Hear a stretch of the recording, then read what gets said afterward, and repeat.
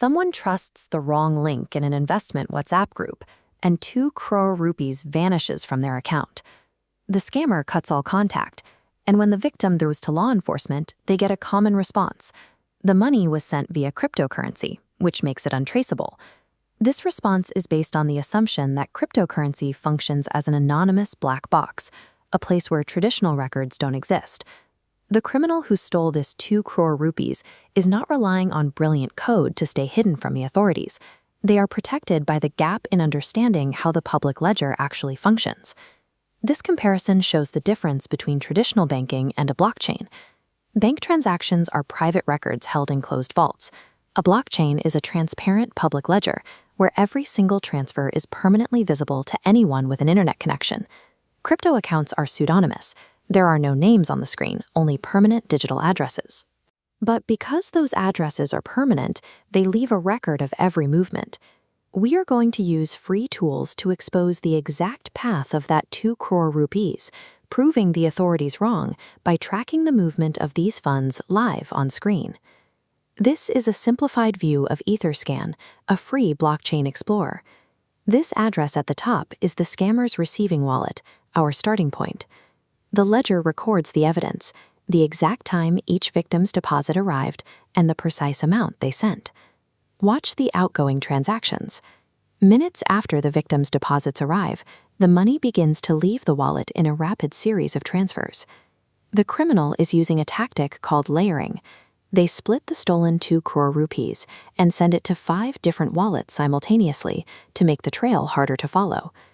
No human being manually sends 5 separate transactions in the exact same second. This is an automated script, and because it's automated, it leaves a predictable pattern we can follow.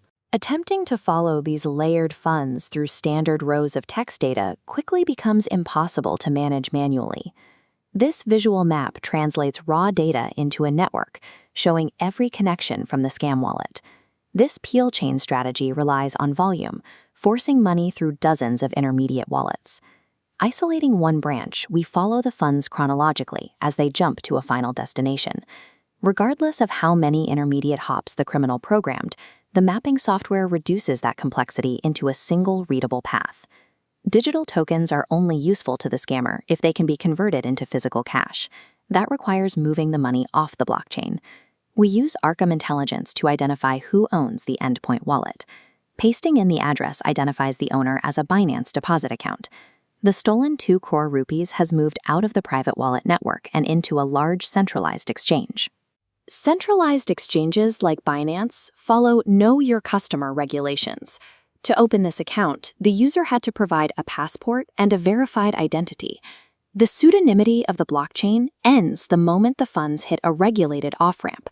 The trail is now tied to a real person. Tracing this 2 crore rupees didn't require specialized access or police authority. It only required a standard browser and the knowledge of where to look. Citizen investigators like ZachXBT have used these exact methods to help recover hundreds of millions of dollars in stolen funds, often moving faster than formal law enforcement. The public nature of the blockchain is not a weakness.